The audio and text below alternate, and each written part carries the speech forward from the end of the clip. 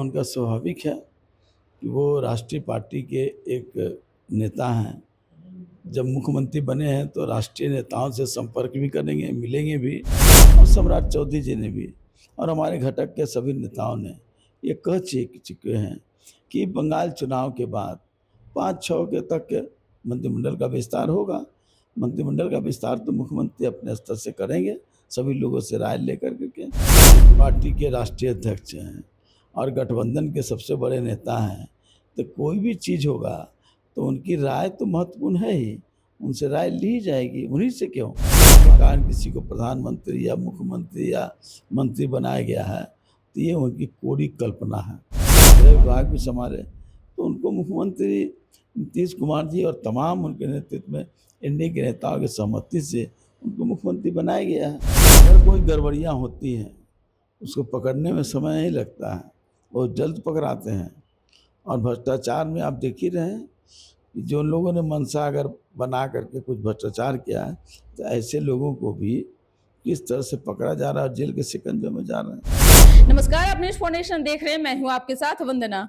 बिहार में पहली बार बीजेपी बतौर मुख्यमंत्री के तौर पर प्रदेश का कमाल संभाल रही है। हालांकि मंत्रिमंडल विस्तार को लेकर खूब सियासत भी देखने को मिल रहा है।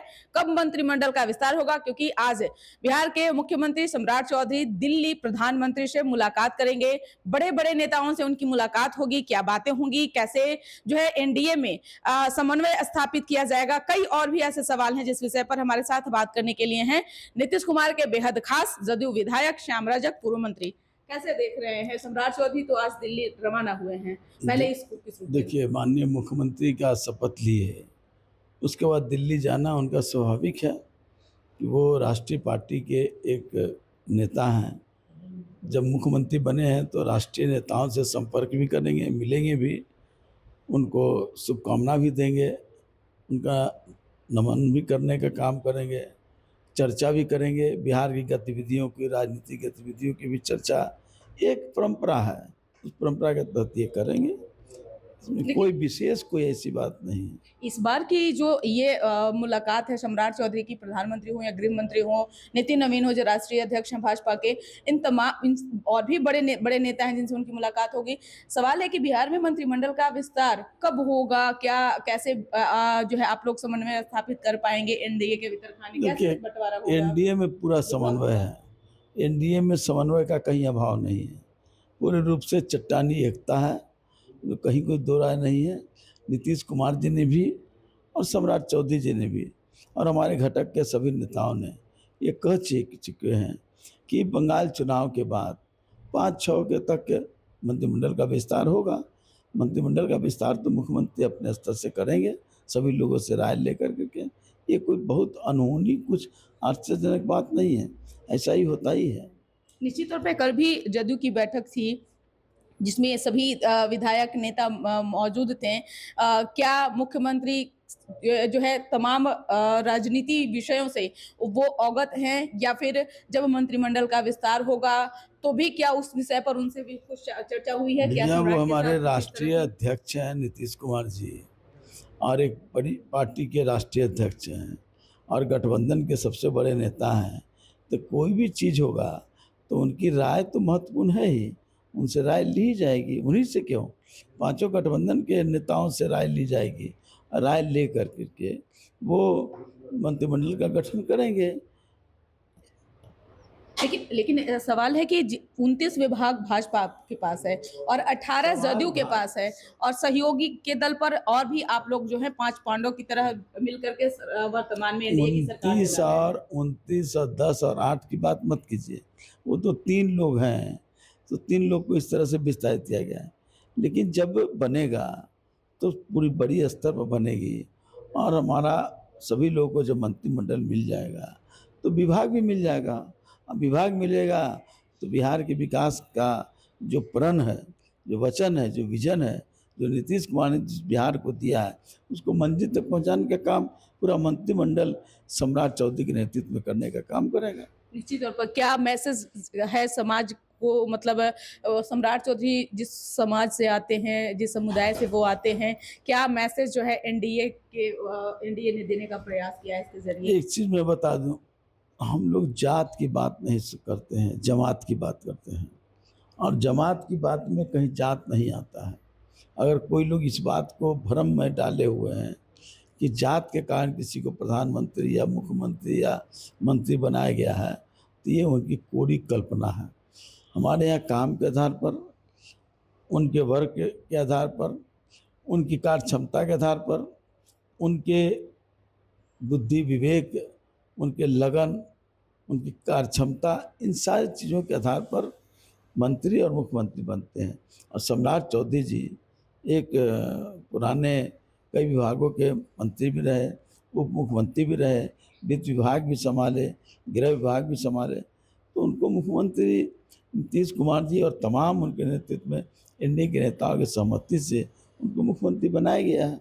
निश्चित तौर पे, लेकिन सवाल यह है कि जिस तरह से विपक्ष के नेता तेजस्वी यादव काफ़ी आक्रामक हैं, आप भी उनके बयानों को सुने होंगे। जब से सम्राट चौधरी मुख्यमंत्री बनाए गए हैं, उन्होंने कहा कि लालू पाठशाला से निकल करके आए हैं, भविष्य बिहार का अंधकार में है, मंत्रिमंडल का विस्तार जो है उसमें एनडीए में घमासान मचने वाली है, कई अन्य अन्य चीज़ें, अपराध हो, भ्रष्टाचार हो, स्वास्थ्य हो, शिक्षा हो, तमाम विषयों पर जो है वो काफ़ी हमलावर हैं। कैसे देख रहे हैं? देखिए, सपना देखना गलत नहीं है, सपना लोग देखते हैं और सपना देखना भी चाहिए। आनंद आता है कुछ कुछ लोगों को। तो वो तेजस्वी यादव जी जिन बातों को कर रहे हैं, उन चीज़ों को हम गंभीरता से भी नहीं लेते हैं और उन विषयों पर एनडीए के लोगों को कोई वक्तव्य देने की ज़रूरत नहीं। हम काम में विश्वास करते हैं। बिहार की 14 करोड़ जनता को कैसे विकसित किया जाए और बिहार को देश के 4-5 राज्यों के इक्वल बन जाए, हम उस काम में लगे हैं और वही हमारा काम है। और सम्राट चौधरी जी के नेतृत्व में पूरा एनडीए ये काम करेगा। एक अंतिम सवाल है, बिहार में क्या भ्रष्टाचार और अपराध पर लगाम लगेंगे वर्तमान जो नए सरकार की गठन हुई? आप देख नहीं रहे हैं, अगर कोई गड़बड़ियाँ होती हैं उसको पकड़ने में समय नहीं लगता है, बहुत जल्द पकड़ाते हैं। और भ्रष्टाचार में आप देख ही रहे हैं कि जो लोगों ने मंशा अगर बना करके कुछ भ्रष्टाचार किया है, तो ऐसे लोगों को भी किस तरह से पकड़ा जा रहा है, जेल के शिकंजे में जा रहे हैं। तो हम लोग भ्रष्टाचार और कानून व्यवस्था पर कोई समझौता नहीं करते हैं। प्रशासन महकमे में जो अभी जिस तरह से लोगों के बीच एक फीडबैक जा पहुंचा है, उसको फिर कैसे छवि को सुधारने का जो है सरकार के पास रणनीति है या क्या कुछ है? साफ है, जो काम करेगा वो रहेगा, काम नहीं करेगा उनको जाना होगा। सारे लोगों का प्रोफेशनल के आधार पर उनकी पदोन्नति, उनकी पोस्टिंग, ये सारा कुछ उनके प्रोफेशन, उनके एक्टिविटी, उनके कार्य क्षमता के आधार पर दिया जाएगा। एक और सवाल मन में आया कि आप पूर्व मुख्यमंत्री नीतीश कुमार के बेहद खास रहे हैं और बेहद करीब रहे हैं। हर मुसीबत में जब भी ऐसा देखा गया तो आप उनके साथ खड़े रहे हैं।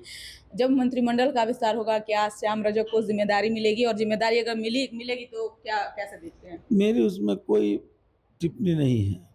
मुख्यमंत्री और एनडीए के नेता नीतीश कुमार के नेतृत्व में इन सारे काम करेंगे। सम्राट चौधरी से भी आपके संबंध अच्छी है? मेरे अच्छे किसके नहीं है, मेरी सबसे अच्छे संबंध है। हमारा किसी से नाराज़गी नहीं है। लेकिन एक बात मैं कह दूं कि मंत्रिमंडल बनाने का अधिकार मुख्यमंत्री अपने स्तर से लेते हैं और एनडीए के गठबंधन के तमाम नेताओं से राय लेकर के करते हैं। नीतीश कुमार नेता है, उनसे मार्गदर्शन लेकर के ही सारे कुछ तय होगा और बिहार के हित में होगा, एनडीए के हित में होगा। बहुत बहुत शुक्रिया बात करने के लिए। तो ये थे हमारे साथ बात करने के लिए पूर्व मंत्री श्याम रजक, वर्तमान में फुलवारीशरीफ से विधायक हैं, जिन्होंने तमाम बातों को साझा करते हुए कहा कि जल्द ही बिहार में मंत्रिमंडल का विस्तार हो जाएगा। और यही नहीं, सम्राट चौधरी जो डिसीजन लेने वाले हैं उसमें नीतीश कुमार की भी सहमति बहुत अहम होने वाली है। इस खबर से इतना ही। बने रहिए न्यूज़ फाउंडेशन के साथ। धन्यवाद।